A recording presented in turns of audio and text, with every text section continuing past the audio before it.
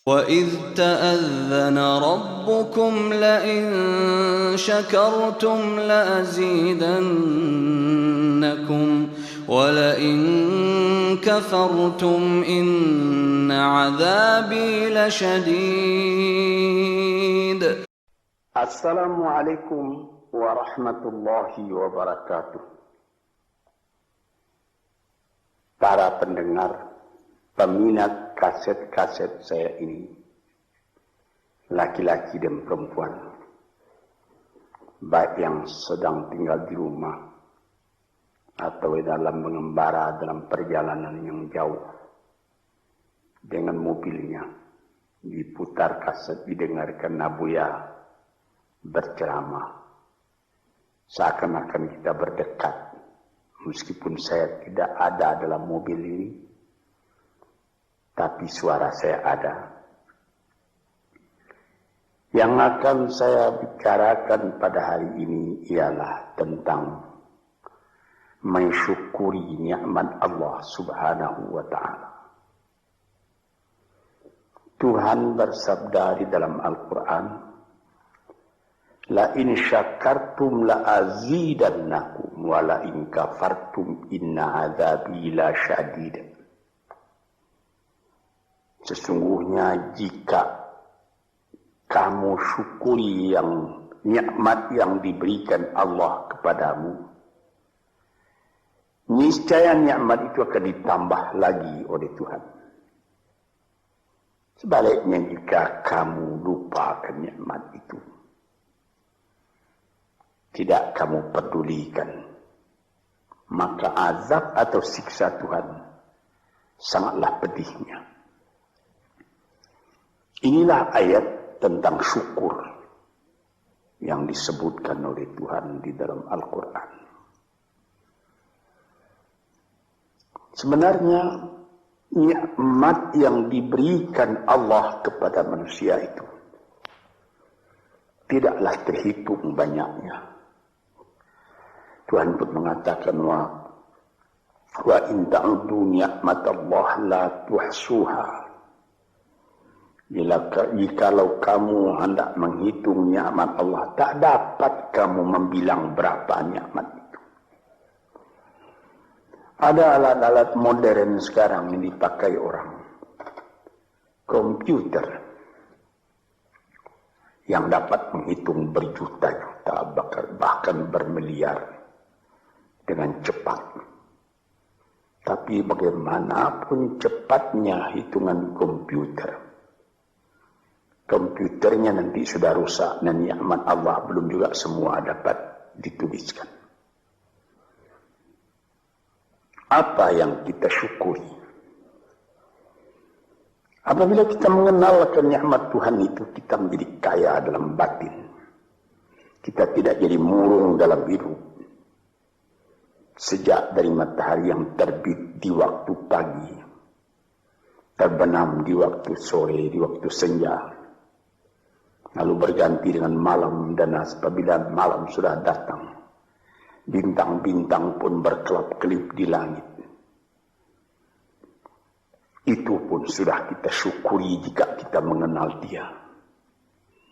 Di atas bumi sendiri pun, kayu-kayu yang menghijau, buah-buahan yang renum masak, ikan di laut, deburan pasir ketika ombak mengempaskan dirinya ke pantai, pohon kelapa nyiur yang melambai di tepi pantai, dan segala macam yang lain yang susah buat dituliskan, buat diucapkan pun, menjadi perbandingan, menjadi peringatan kepada kita bagaimana besarnya nikmat yang melingkungi manusia ini. Tuan-tuan yang terhormat, di dalam Al-Quran Tuhan pernah bersabda, wa khalaqna lakum ma fil ardi jami'a. Semua isi bumi ini kami sediakan buat kamu. kami sediakan buat kamu. Sehingga apabila kita melihat ke laut, lihat ombak itu berdebur ke pantai, lalu kelihatan dari jauh perahu nelayan menyusur ombak dan gelombang mencari ikan. Untuk siapa ikan yang dicarinya itu? Untuk kita makan. Apabila kita lihat padi menguning di sawah, kita tanamkan padi itu. Untuk siapa buahnya? Untuk kita makan. Pisang yang tumbuh di pekarangan rumah kita untuk kita makan. Malahan kalau kita lihat binatang-binatang berkaki 4, kambing, sapi, kerbau. Hei kambing, hei sapi, hei kerbau, mengapa kamu gemuk? Mengapa kamu jadi besar? Kami disediakan buat kamu. Buat kamu. Payahlah menghitungnya. Sampai kepada buah-buahan yang ada, mangga, rambutan, durian, makanan-makanan yang lain-lain, lazat dimakan oleh manusia. Kalau sekiranya kita tanyai dan mereka dapat menjawab, tentu jawabnya akan sama semua buat kamu. Inilah nikmat oleh Allah Subhanahu wa taala. Wa sakhkhara lakum ma fil ardi, dan segala isi bumi ini disediakan buat kamu. Di sini kita merasa dalam hati syukur. Allah Ta'ala pun beri peringatan kepada kita. Walaqad karramna bani Adam wa hamalnahum fil barri wal bahri wa razaqnahum minat tayyibat wa faddalnahum ala katsirin mimman khalaqna tafdila. 4. Katanya, hai anak Adam, kami muliakan kamu di muka bumi ini. Kami angkat kamu di laut dan di darat. Di laut dengan kapal, di darat dengan kendaraan. Malah sampai sekarang di udara diangkat manusia. Dan diberikan rezeki. Padi menguning, buah-buahan. Yang manis-manisnya pun bermacam kemanisan. Dan diberikan lagi keperingatan bahwa dari binatang yang lain, manusia lebih utama. Dijadikan Allah Ta'ala bermacam-macam binatang, bermacam-macam margastawa yang ada di muka bumi ini. Manusia juga yang lebih tinggi daripada semuanya. Dan sebagai patri daripada segala nikmat yang ada itu, diutus Tuhan pula, utusan-utusannya terdiri daripada bangsa manusia sendiri. Nabi-nabi dan rasul-rasul sejak dari zaman Nabi Adam, Nuh, Idris, Hud, Salih, Ishaq, Yaqub, Yusuf, Daud, Sulaiman, Zakaria, Yahya, Isa, Musa, dan lain-lain. Harun, dan lain-lain. Sampai kepada Nabi Muhammad SAW. Tanda cinta manusia itu sempurna kepada manusia. Cinta Allah kepada manusia itu sempurna. Dikirim manusia sendiri buat menyampaikan. Bagaimana manusia tadi supaya selamat dalam kehidupannya. Dan diberi peringatan kepada manusia bahwa hidup itu bukan sekedar yang sekarang saja. Sesudah hidup yang sekarang ada lagi hidup yang lain. Hidup yang akan datang yang lebih kekal daripada hidup yang sekarang. Hidup yang sekarang ini disebut al-hayatul faniyah. Hidup yang fana. Kelihatan sebentar, kemudian hilang. Sesudah hilang tak kembali lagi. Tapi nanti disambut dengan al-hayatul baqiyah, hidup yang kekal. Disitulah kehidupan yang sejati. kita kembali kepada yang tadi. Mengenal hidup yang seperti ini saja sudah patut disyukuri. Kalau kita tidak mengenal hakikat dari kehidupan itu, apalah ubah kita dengan binatang? Tuhan pernah bersabda dalam Al-Quran. Dia katakan, وَلَقَدْ ذَرَأْنَا لِجَهَنَّمَ كَثِيرًا مِنَ الْجِنِّ وَالْإِنسِ لَهُمْ قُلُوبٌ لَا يَفْقَهُونَ بِهَا وَلَهُمْ آذَانٌ لَا يَسْمَعُونَ بِهَا وَلَهُمْ أَعْيُنٌ لَا يُبْصِرُونَ بِهَا وَلَهُمْ آذَانٌ لَا يَسْمَعُونَ بِهَا أُولَئِكَ كَالْأَنْعَامِ بَلْ هُمْ أَضَلُّ وَأُولَئِكَ هُمُ الْغَافِلُونَ. Akan kami lemparkan kepada neraka kesengsaraan, api neraka jahanam. Manusia, dia berhati tapi tidak memperhatikan, dia bermata tak melihat, dia berkuping tak mendengar. Apalah ubahnya manusia yang demikian itu dengan binatang? Bahkan lebih lagi sesatnya dari binatang. Sebab binatang kalau dia tidak berpakaian, tidak ada orang menyalahkan. Dan tidak ada kata salah, kata benar dan salah pada binatang. Sebab itu maka manusia yang tidak mempergunakan hatinya, matanya, telinganya, lebih hina dari binatang. Dan mereka itulah orang yang lalai, tak memperhatikan hakikat dari kehidupan itu. Maka tanda syukur kita kepada Allah. Kenallah dirimu dan kenallah hidupmu.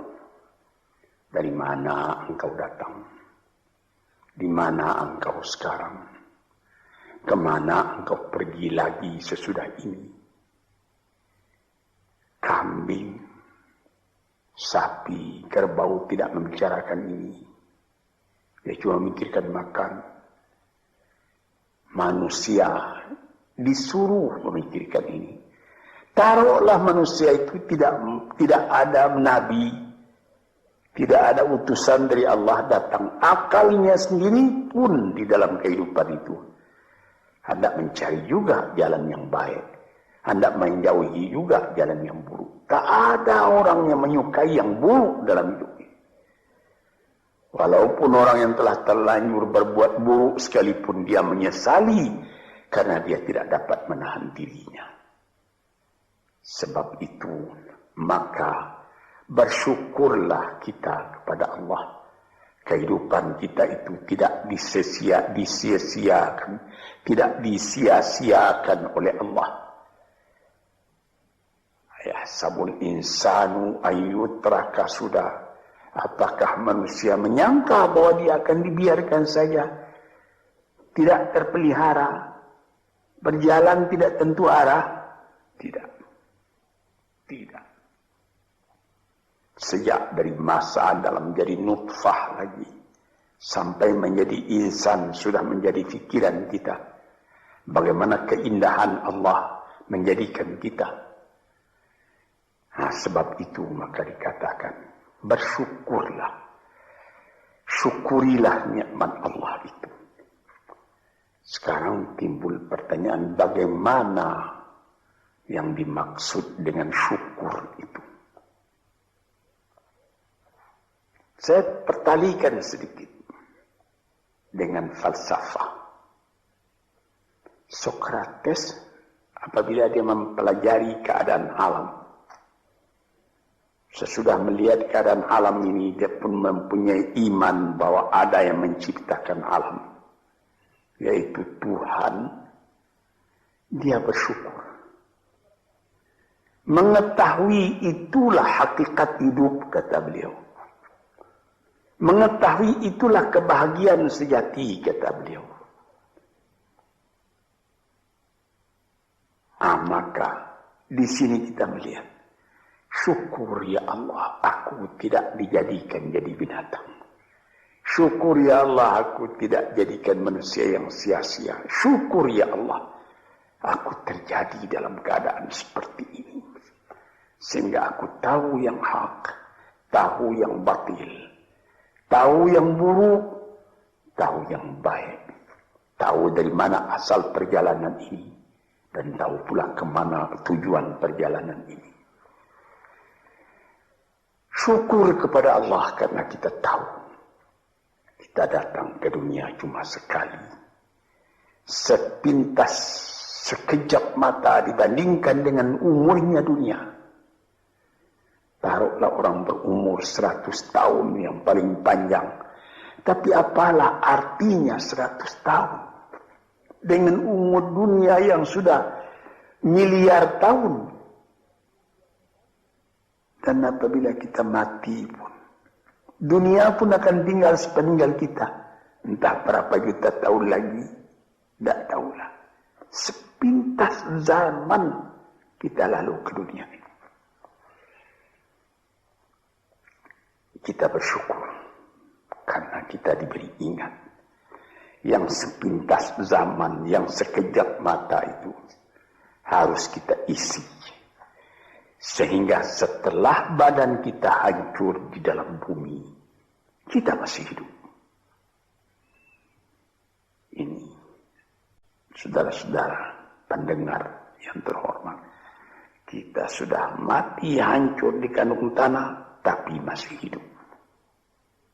Ada orang yang berumur sampai 100 tahun misalnya, atau lebih sedikit, tidak pula banyak lebihnya itu. Belum saya mendengar berita di dunia ada orang yang berumur 200 tahun, tidak. Paling banyak ya 120, 130 tahun, itu pun sudah lemah.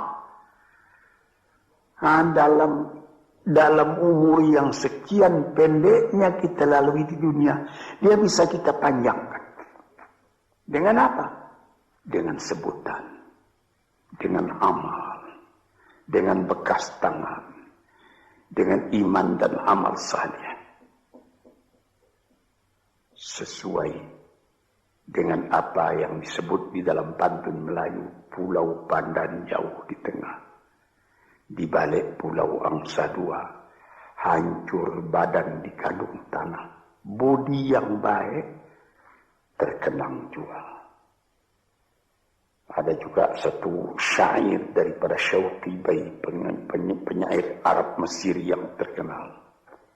Ihfaz li nafsika qabla mautika zikraha, fadzikru lil insani umrun thani.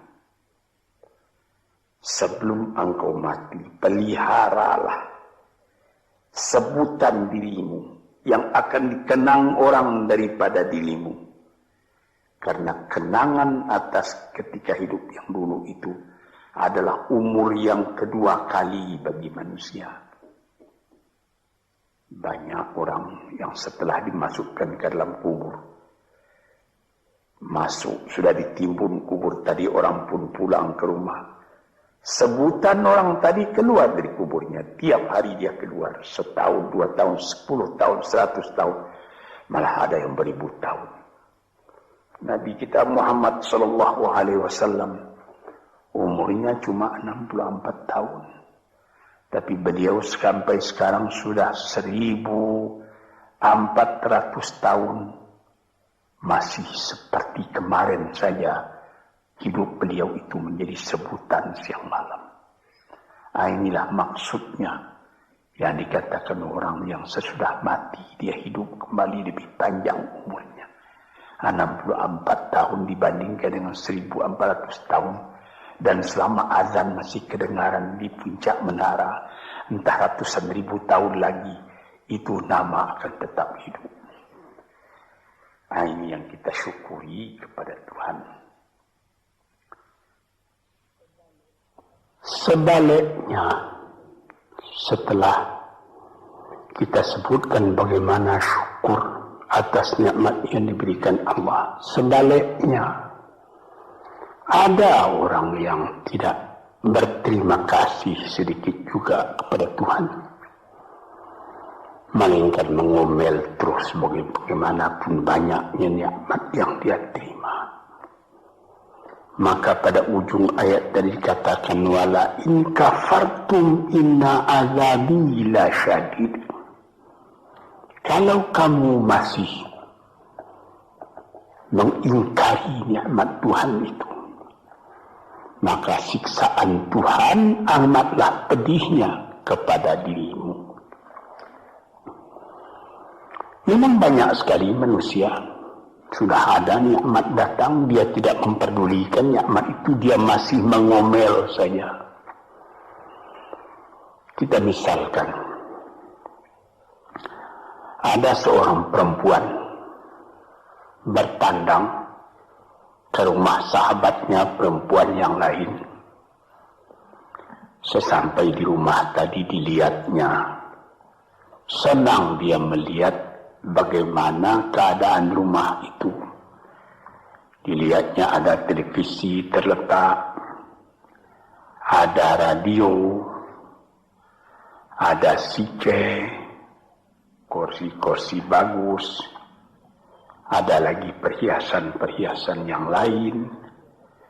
Tanda dia bergembira, dia bilang, syukur saudara atau saudari, ada radionya nih, ada televisinya ini, ada lagi CC-nya, model betul ini. Furniture di mana ini yang menyediakan? Disambutnya, televisinya sudah model, ketinggalan model ini 10 tahun yang lalu. Radionya sudah bahula ini. CC-nya juga begitu. Ada yang model sekarang, yang model baru. Saya sudah ketinggalan zaman ini. Ini misalnya. Nikmat yang telah ada itu tidak disyukurinya, melainkan diomelinya. Ini banyak manusia yang seperti ini. Sebagaimana pernah saya katakan dalam kaset ini, inilah orang yang wa nafsin wa min nafsin la tashba, jiwa yang tidak pernah merasa kenyang, tamak terus. Orang seperti ini kalau dia ditimpa oleh kesusahan, akan seperti cacing tanah panas orang seperti itu. Sebab dia tidak pernah bersyukur kepada Tuhan. Dapat percobaan sedikit sudah gelisah, sudah seperti terbakar dirinya. Dia tidak akan merasakan nikmat hidup walaupun bertimpa nikmat dalam rumahnya, dia tidak akan merasakan nikmat hidup. Inilah orang yang pada penglihatan orang lain dia kaya, tetapi dialah orang yang paling miskin. Sebab disebutkan oleh ahli-ahli falsafat, siapa orang yang miskin di dunia ini? Orang yang terlalu banyak kehendaknya, itu orang yang miskin. Siapa orang yang kaya di dunia ini, yang merasa cukup dengan apa yang ada? Dia bersyukur atas yang ada. Bukan berarti dia menolak yang tidak ada. Kalau ada, syukur. Kalau belum ada, sabar. Jadi, syukur itu ada imbangan, yaitu sabar dan syukur. Syukur ketika nikmat datang, sabar seketika nikmat pergi atau hilang atau rusak. Sebab apabila sabar, itu pikiran tenang menyebabkan ada lagi inspirasi baru yang akan datang. Tetapi kalau dapat sedikit cobaan sudah gelisah, maka kita mengkafiri, tidak mensyukuri nikmat yang ada. Misalnya saya pernah juga bertemu bukan seorang, berdeknya berkali-kali orang. Dia datang, Abuya, saya ini susah. Kenapa? Ya Buya mengatakan kalau kita suka bertahajud, suka beribadat dengan setia, nanti apa yang kita minta dapat dikabulkan oleh Tuhan. Saya sudah 4 tahun tahajud saja saban malam, tidak dikasih apa-apa. Ini orang tidak bersyukur. 4 tahun dia bertahajud terus menerus. Dengan apa-apa dia bertelanjang. Tidak pakai mukena. Berapa dibeli mukena itu? Lampunya terang. Berapa ongkos lampunya? 4 tahun sakit. Tidak. Makan enak juga saban hari. Cuma permintaan belum dikabulkan. Nikmat yang ada dalam tangannya dia lupa karena mengharapkan nikmat akan datang. Inilah orang. Wa ila in kafartum inna azabi lasyadid. Kalau kamu lupa kepada nikmatku, azabmu yang akan kamu derita lebih sakit lagi. Misalnya tadi itu, saya sudah bertahajud sekian tahun, tapi permintaan saya tidak dikabulkan. Berfikirlah sedikit. Itu namanya perkataan kan kurang sopan kepada Tuhan. Seakan-akan kita yang menentukan, Tuhan, mari sini, kasih saya. Seperti begitu kita kepada Tuhan. Padahal bukan karena mengharapkan diberi apa-apa itu yang menjadi pokok. Kita sebagai hamba Allah dihidupkan di dunia ini buat apa? Di dalam Quran dikatakan, "Ma khalaqtul jinna wal insa illa liya'budun." Tidaklah aku jadikan jin dan manusia malaikat untuk beribadat kepadaku. Jadi artinya bukan 4 tahun. Selama hidup hendaknya kita beribadat kepada Tuhan. Bukan mengharapkan apa-apa, karena yang ada ini sudah harapan kita. Yang ada disyukuri. Ini satu contoh. Saya ingatkan. Apa maksudnya? Inna azabi lasyadid. Orang yang lupa kepada nikmat Allah, nikmatnya Allah dia lupakan, dia tidak bersyukur, siksaan datang. Siksaan apa? Gelisah hatinya selalu. Itu siksaan, itu gelisah. Sudah dapat mobil. Apa merek mobil? Mereknya Holden. Ya, tapi baru dipakai 2-3 hari. Ya, tapi sekarang ada lagi ini Holden. Mau pakai Mercedes Benz. Pakai apa lagi? BMW, Volvo, macam-macam. Macam-macam pikirannya itu sudah siksaan buat dia. Padahal bukan pula dilarang mencita-cita yang baru itu. Bukan dilarang. Tapi berpikirlah dengan wajar yang akan datang disyukuri. Yang telah ada ini lebih disyukuri lagi. Orang gelisah karena mengharapkan yang baru. Dia lupa keadaan kekayaan yang ada pada dirinya sendiri. Cobalah. Kita kaya. Mobil ada. Rumah besar. Ini cukup. Tapi badan sakit. Bagaimana? Saya teringat salah seorang sahabat saya telah meninggal. Itu terkenal orang kaya besar. Bapak Rahman Tamin. Dia di rumah sakit. Dia ketika itu baru saja membuka pabrik tekstil di Surabaya. Jadi, bukan main dia terkenal. Jadi ketika dia sakit, saya pergi melihat dia. Sekarang saya mengerti, katanya. Apalah arti kekayaan saya yang banyak itu, katanya. Yang penting sekarang ini bagi saya sehat. Ini perkataan dari seorang mukmin yang mengetahui berapa nikmat Allah. Tapi nikmat yang paling besar itu kesehatan, bukan kekayaan. Dia berdoa kepada Tuhan, dia beribadat. Dia minta, ya Allah, sehatkanlah badanku atau tetapkanlah imanku. Ini saya pernah melihat. Di sini kita melihat bahwa kesehatan badan adalah kekayaan yang tidak ada nilainya. Walaupun engkau tidak mempunyai banyak kekayaan, tapi badanmu sehat, kekayaan berjuta-juta itu. Engkau tidak banyak kekayaan, tetapi engkau makan enak. Pernah saya juga berjalan-jalan dengan seorang teman orang kaya, naik mobil lalu di dekat sawah, orang-orang bekerja sawah. Ketika itu hari kira-kira pukul 12.30 hari, saya melihat bagaimana sesudah membajak sawahnya, orang yang punya sawah tadi makan, dibawakan oleh istrinya dari kampung di dalam besek nasi yang akan dimakan oleh suaminya, dimakan oleh suaminya itu.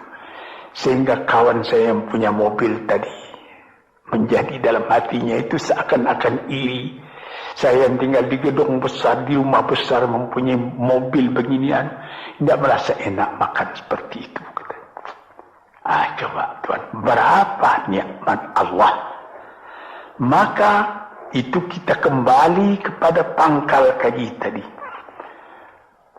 Wa in syakartum la azidannakum. Apa nikmat yang telah diberikan oleh Allah Ta'ala, syukurilah.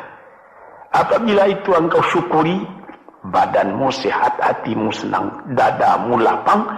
Dalam hal itu insya Allah Tuhan memberikan lagi tambahan nikmat itu. Wala in kafartum, tetapi jikalau engkau lupakan nikmat itu, itu namanya sama dengan kafir. Melupakan nikmat itu sama kafir. Sebab kafir itu ada namanya kafir inad, kafir juhud, kafir nikmat. Kafir inad artinya keras kepala. Kafir juhud, ingkar, tak mau percaya. Kafir nikmat, nikmat Tuhan telah datang, lupa nikmat itu. Itu juga termasuk kafir namanya. Kalau kita lupakan nikmat itu, maka kita sudah meracun diri sendiri. Makan tidak enak lagi. Mengapa? Ya habis. Rumah sewa saya sudah 40 pintu banyaknya. Tapi yang di sana tidak dibayar orang, di sana itu hampir terbakar rusak. Jadi berapa? Ada 2 rumah. Jadi yang 30 bagaimana? Lupa itu. Inilah beberapa contoh daripada orang yang memungkiri nikmat Allah. Itu juga merubah kepada rupa muka kita. Orang yang selalu tidak puas,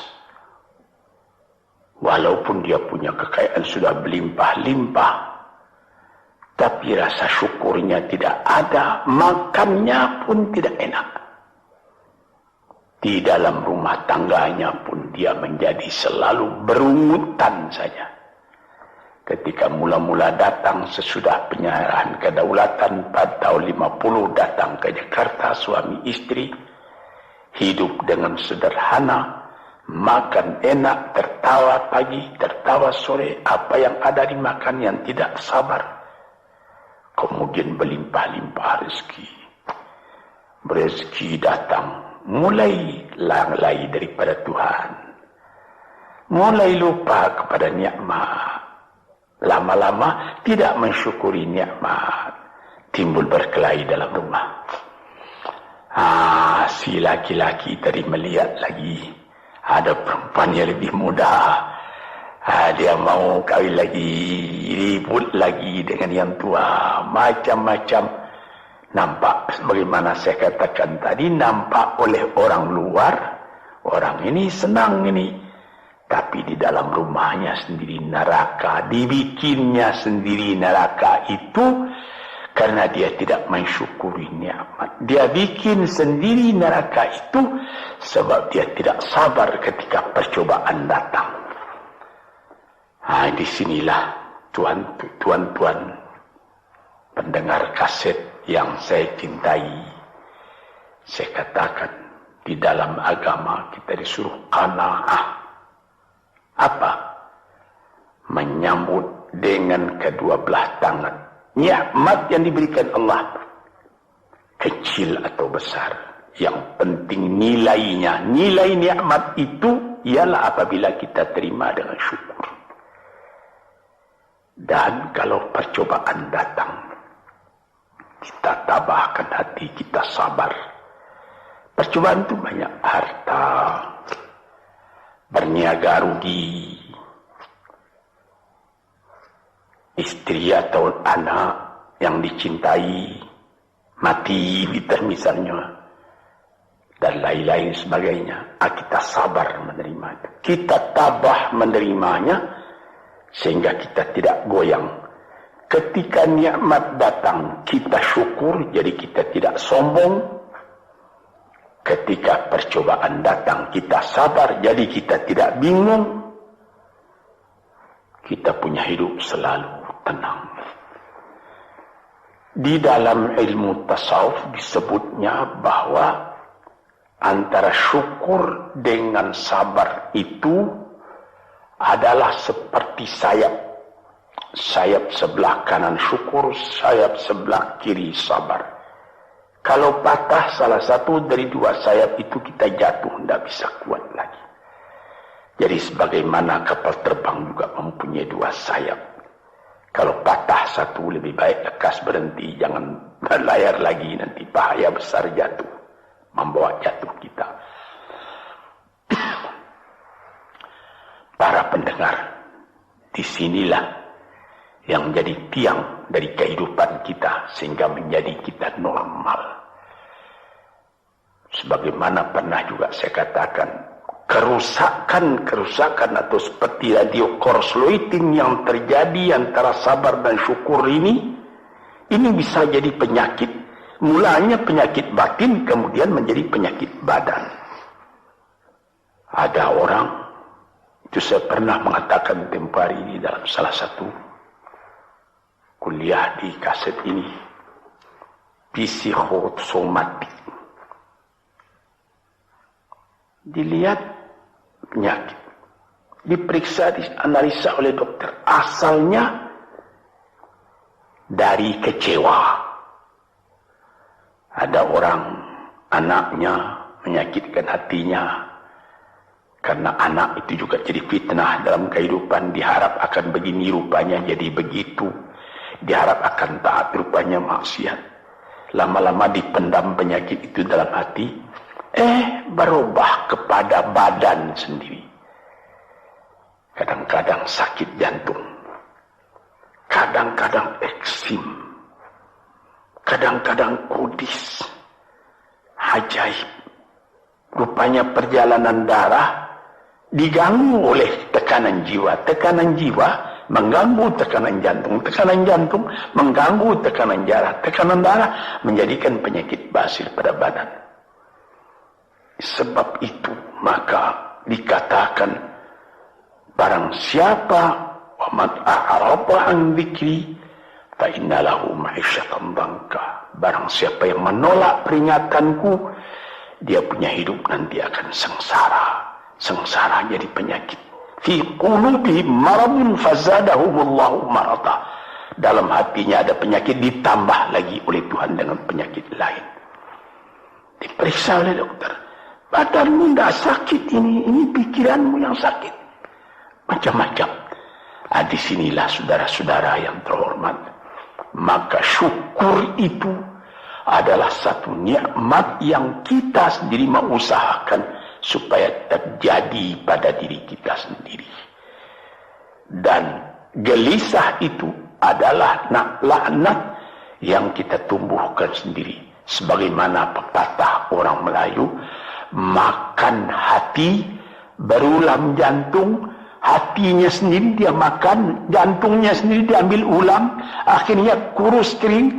Pikiran pun jadi tertumbuk, cahaya mata pun menjadi muram, hati gelisah, kepercayaan kepada Allah tidak ada lagi, kepada hidup pun tidak ada lagi. Na'udzubillahi min dzalik. Para pendengar, peminat kaset-kaset ini, saya serukan, gembirakan hati, kuatkan iman kepada Allah, syukuri segala nikmat, sabar kalau datang percobaan. Insya Allah kita akan tetap teguh hidup, selamat dunia dan akhirat. Sekian saja dulu, insyaallah lain hari kita sambung lagi. Assalamualaikum warahmatullahi wabarakatuh.